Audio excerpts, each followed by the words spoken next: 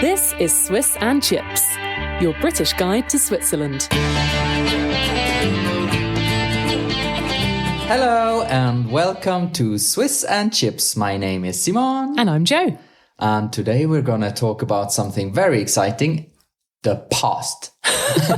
That's not really selling it, I have to say. Sounds boring. We are going to talk about, Joe moved here about a decade ago, 10, 12 years ago. 12. 11. 11 and years a ago. half. There you go. You make a compromise between 10 and 12. And we're going to talk about your experience. So I'll interview you. Cool, I'm ready. Grill me. Investigative. Investigative journalism. Okay, good. And we talk a little bit about how it was when you came here and, this and that. Let's see how it goes. And maybe it's going to be in 2 parts. Depends how long you are going to talk. Okay, good. Well, I could go on for a long time about this. Not to forget, at the end of this, I've got an exciting word, a Swiss word. Ah, yes. Every episode, in case you're listening for the first time, in every episode we share a Swiss-German word with you. And the goal is that by the end of the year, you can say an extremely long and weird Swiss-German sentence. Yes. Starting with shocky chop, Yeah. which we talked about some episodes ago. Right. Let's dive right into it. The first question for you. As we said, you moved here 11 and a half years ago. What's the first thing you remember? Oh, yes. So the thing is, I don't have some sort of memory of stepping off the plane. I have a memory of going to the airport in England, but after that, it all went a bit fuzzy. Maybe they gave me some drugs on the airplane. Well, probably England was a bit fuzzy, like foggy fuzzy. No. And then Switzerland, nice weather. No, I mean, I think I've mentioned it before in our podcast. I was very disappointed that everybody didn't live in wooden chalets. Like I genuinely thought that there would be many more wooden houses here in Switzerland. Yeah. But that's really only in sort of mountain villages and what have you. There's a few here and there. Yes. But mostly there's quite a lot of concrete. Here in the big cities, we live in big blocks, grey. Yeah, we're in Bern, by the way. But you knew the difference between Switzerland and Sweden. You knew where you're flying to, for example. That I was very much aware of. I had looked it up on the map just to be on the safe side. You knew how big it is roughly and what how to big it is. expect, The size, I think I was very aware of, very small. The other thing was the languages. I thought that everybody would be able to speak 4 languages, but I didn't realize it was split into these language All regions. of us do. Ciao, ciao.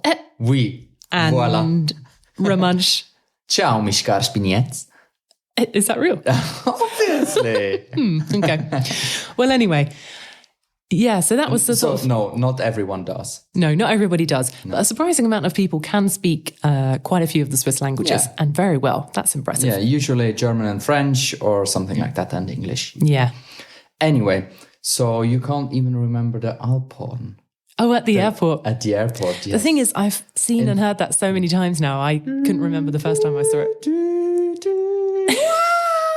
Yeah. Something like that. If you've been to Zurich Airport, you know what we're talking about. Yeah, it's not so much my sound effects. No one falls over.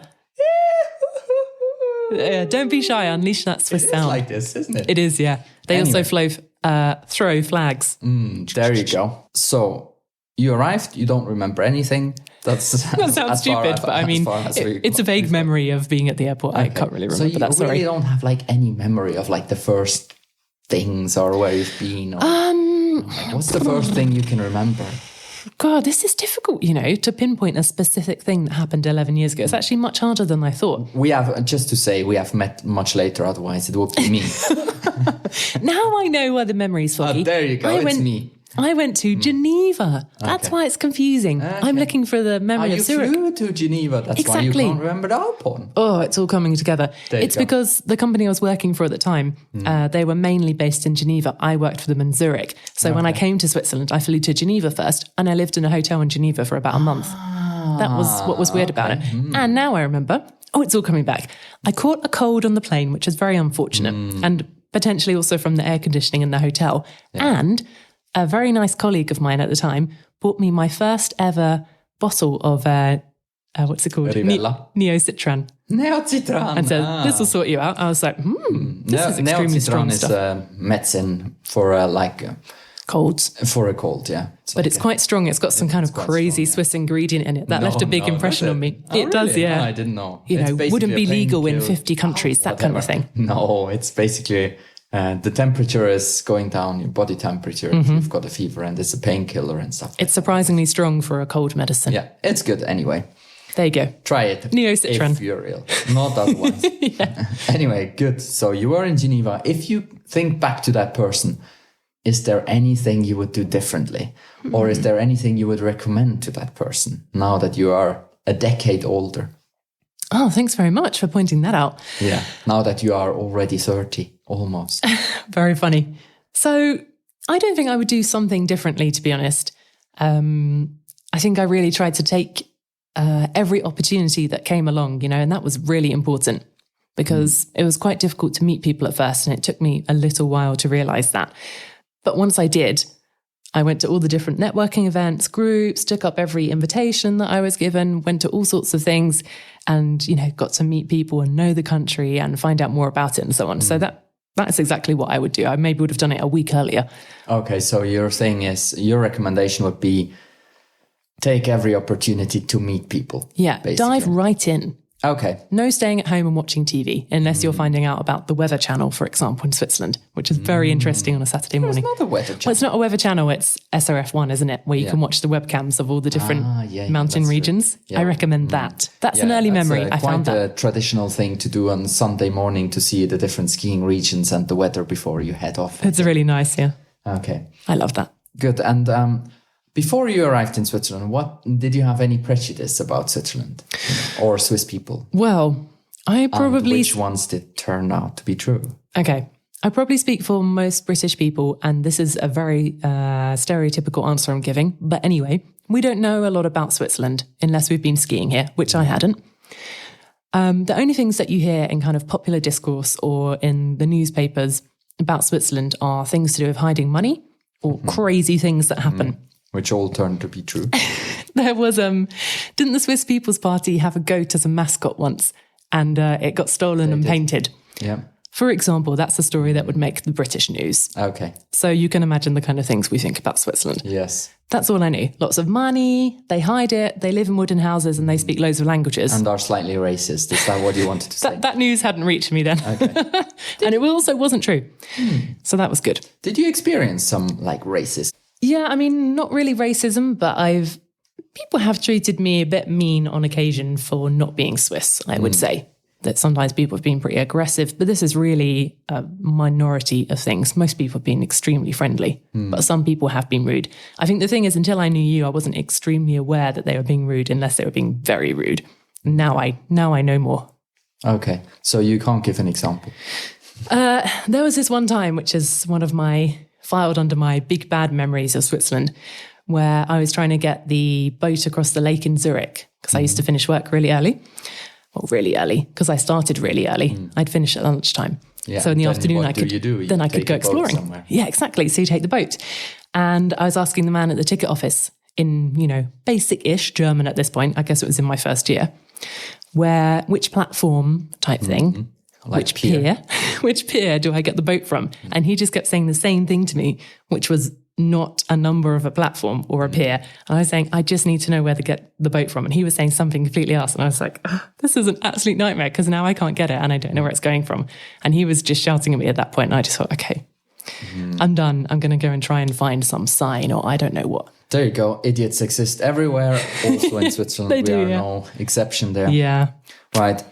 I've got many, many more questions. Yeah. I think we split it in two parts. So okay. We are heading off slowly to the Swiss word. But before that, I would like to know one more thing, which is now it's 11 and a half years. When did you realize that you stay longer, or did you plan? You didn't plan to stay for that long when you moved here. So was there a point where you thought, I think this is going my life is going in a different direction, something like that? Or is it just all of a sudden you thought, oh, it's 10 years? Yeah. So when I first came, I just planned to stay for a year or so, earn some money, and then move back home, move here, become a millionaire, go home and buy a mansion. What do you do? That was the idea. But what happened was after about 3 years, basically it was very interesting when I moved here. Super interesting, loads of things and people to see, so I stayed. Exciting stuff to see, yeah. Yeah, very interesting. And after about 3 years, the company I was working for sort of ceased to exist in its as then form. So I lost my job. And at that point, I could have moved home. Basically, they were offering, you can either stay here and do retraining and so on, or you can go home. This was the deal at the time. And I decided to stay here. So that was really the turning point. I thought, I don't want to go home. Okay. Was it a hard decision or was it, no, it's clear? Can you still remember? I mean, I was in my 20s then. So it wasn't like, big decision, kids moving, school, selling a house or anything. It was really just, I have some IKEA furniture. I could keep it here. I could sell it and go home. It was a bit like that, really. So it wasn't extremely difficult. It was more sort of like, could I stay here and see what else happens? Or do I go home back to things that I used to know and sort of continue that life that I left? And I thought, I'll stay here and see what else can develop. Okay. I think, what do you think is these type of expats? I think there are different type of expats. The ones that really come and say, I stay for 1 year and then I've got already plans when I'm coming back again. Like I study for a year or something. That's true. And then there are the other types that say, I moved there and, for a year or so. And I think they quite often ending up just staying. Yeah. I mean, there's also the people who work for the big international companies and they get moved around every now and then. Yeah. So that happens a lot.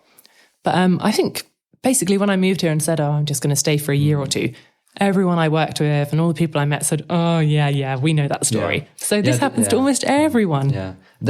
Or let's put it in different words. I don't know anyone who said, I moved here 20 years ago and already knew that I'm... No, that's true. Yeah. Except...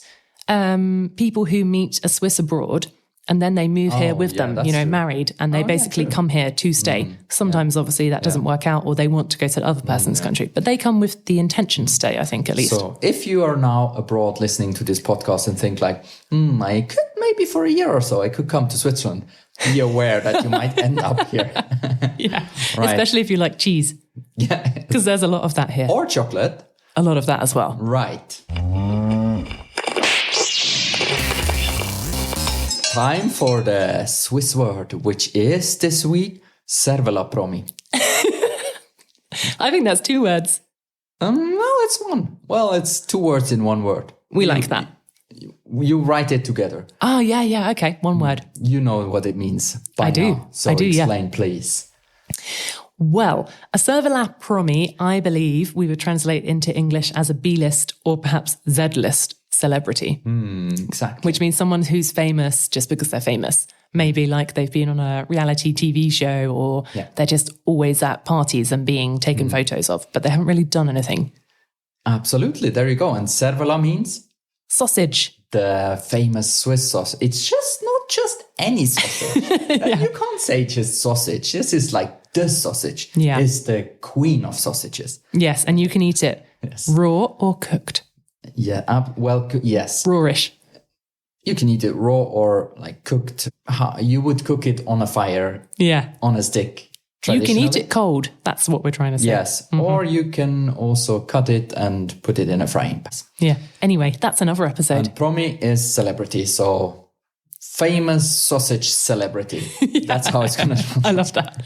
Right. So that was it for today. I hope you had some fun. And next week, I'm going to further investigate. I want to know more about your life, how you would compare lifestyles. How is life in Switzerland different, like at work, in your free time, and so on. Cool. Looking forward to it. Me too. Right, perfect. Great. So let's end it here. And thank you very much for listening. Don't forget to join our Facebook group, which is called Switzerland for English Speakers, or come to our website, which is called swissandchips.com. Thanks for listening. Bye. Bye.